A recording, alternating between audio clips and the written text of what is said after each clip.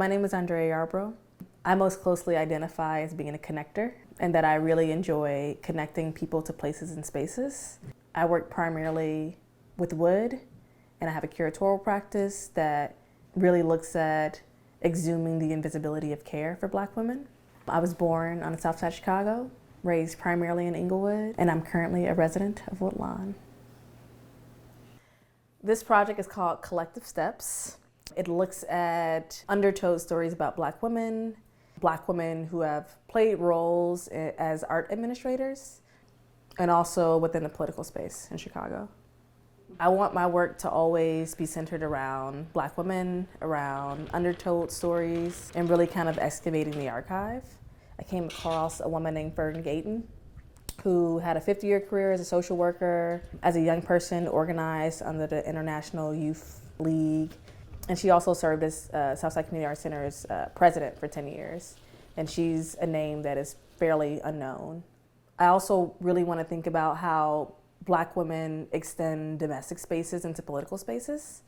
And for this project in particular, I wanted to think about porch culture in Chicago and how we sit on porches and we gather, we eat food, we do hair, we talk about a lot of things. A lot happens on a porch. And so wanting to kind of recreate a porch in a sense and think again about how we could map some histories of Black women's stories who may not have been told. And so what was like the initial steps for you research-wise for the project? It's called Lifting as They Climb, and it's mapping the history of Black women on Chicago's South Side. It's written by Miriam Kaba and Esses McDowell. It's a really incredible book that literally looks at, the work of Black women across the South Side. There is a particular focus on Bronzeville for the folks who have, been looking at Bronzeville. You're welcome to kind of flip through it and look at some stories, read some stories. If there's something you want to make a copy of, you can pop into the other room and make a copy as well. But I really encourage this book for you to buy on your own and just learn a little bit more about Black women here on the South Side of Chicago. The work that I want to do is really centered around like taking materials out of the waste stream. And so as I thought about like how can I invite people to map some histories and to think about like making markers in some way, but not like being very like top down and heavy around like this is what your marker needs to look like, this is what it needs to say, it needs to include history and so forth, but really inviting people to just use the medium of collage, which I think is super accessible to most folks, even if they don't consider themselves to be an artist.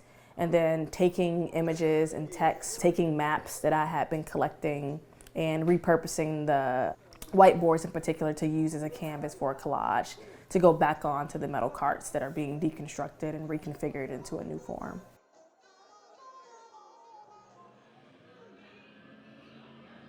When I did a lot of research, I started to understand that like a lot of these women played roles as like school teachers.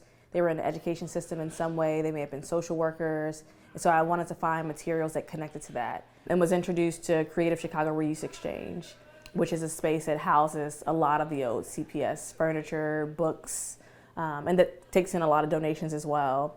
And then the founder just walked me over to these metal carts and was like, I have a connection at the Field Museum. They're trying to get rid of these carts that they used during the pandemic, specifically to host CPS field trips for young people.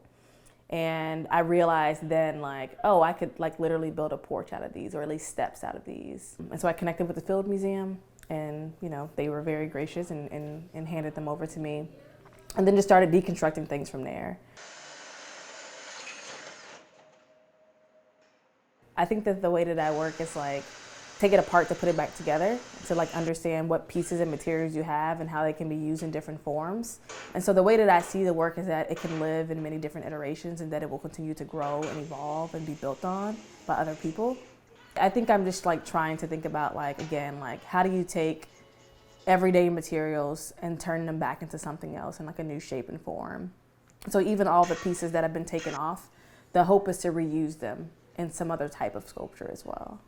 I think sometimes we see public art in our everyday lives and we don't realize that it's art. And so I wanted to really think about like, how do I create something that's gonna draw people's attention to it, even if they would never, step foot into the actual, center in front of the gallery space, but that walking down the street, driving in their car, they might stop and double take and look, even if it's just to take a photo of it. But again, like wanting to engage people who are like traditionally left out of the art space.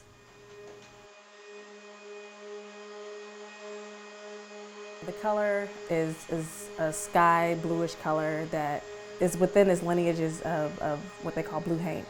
And essentially in like Southern culture, Gullah Geechee culture, folks paint the roofs of their porches or the ceilings of their porches blue as a way to ward off spirits, as a protection type ritual. And so I really wanted to think about, you know, these objects are gonna like live out in the world. They are markers of Black women's histories in some way. And so how can I think about like a protection of a space as well? I see them as altars in some ways as well to Black women. And so again, just wanting this like note of protection. And to me, that color was like super important to pull on in terms of a history.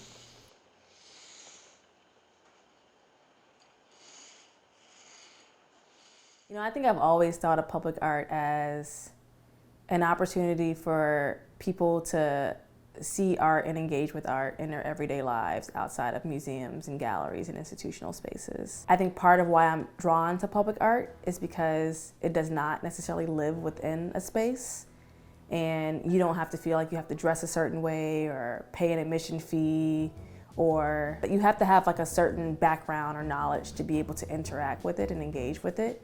When work is out in public spaces, when it's on a vacant lot, you get to see it. You get to come up to it, you get to touch it, you interact with it in whatever way you see fit. And you get to have an art experience that lives outside of like how we might historicize what an art experience is. I think the more that I make work that lives in public spaces, the more that I understand that once you put a work out into the public, it belongs to the people. It no longer belongs to you or like the institution that maybe is funding it or putting it forward. So I really see public art as like something for people. It's for everyday people to engage in however they wish, to interpret in whatever way they wish.